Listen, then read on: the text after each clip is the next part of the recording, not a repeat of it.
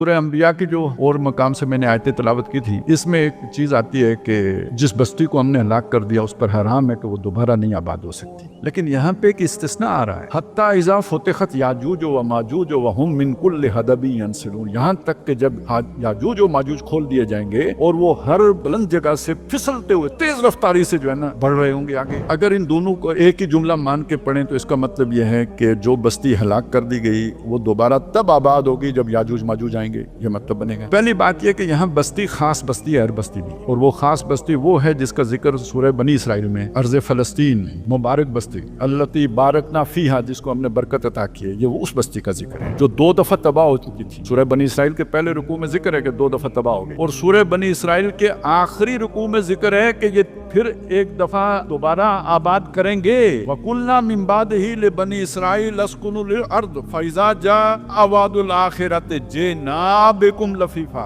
हम वापस तुम्हें ला के यहाँ पे आबाद कर देंगे। ये कौन सी बात है? पहली दफा बुख्ते नसर ने तबाह की तो हजरत उज़ैर अलैहिस्सलाम ने दोबारा तामीर की, आबाद की, फिर उसे टाइटस रूमी ने तबाह किया। तो जब नबी सल्लल्लाहु अलैहि वसल्लम की बेइज्जत हुई है तो तबाह थी। यरूशलेम में यहूदी आबाद नहीं थे, ईसाइयों के पास था ये बैतुल मक़दिस। इस दौर में कुरान नाजिल हो रहा है जब ये पोजीशन तारीखी तौर पर ये जगह है। अब वहां कुरान अगर ये कह रहा है कि तुम एक वक्त आएगा कि हम तुम्हें यहाँ वापस लेके आएंगे, जे ना बिकुम लफीफा, लपेट के वापस नहीं आएंगे, तो ये कब होगा? ये जाके सूरह अंबिया में बताया, जब याजूज माजूज खुलेंगे तो तब होगा। और ये जो दज्जाल है ये दर हकीकत याजूज माजूज की फौज लेके आएगा। ये हमारी हदीसों में नहीं है, ये तौरात में है। तौरात में ये है कि वो जो फारकलीत आएंगे, कौन? मोहम्मद रसूलुल्लाह सल्लल्लाहु अलैहि वसल्लम, फारान की वादी में जब फारकलीत आएंगे तो उनके 1000 साल के बाद पुराना सांप यानी इब्लीस याजूज माजूज के लश्कर लेकर कुद्दसियों के शहरों के ऊपर हमलावर हो जाएगा। तो ये जो मगरबी अक़वाम का हमला 1000 साल के बाद जो मैंने आपको बताया उनकी उठान हुई, तो किसने उठाया? पीछे कौन था?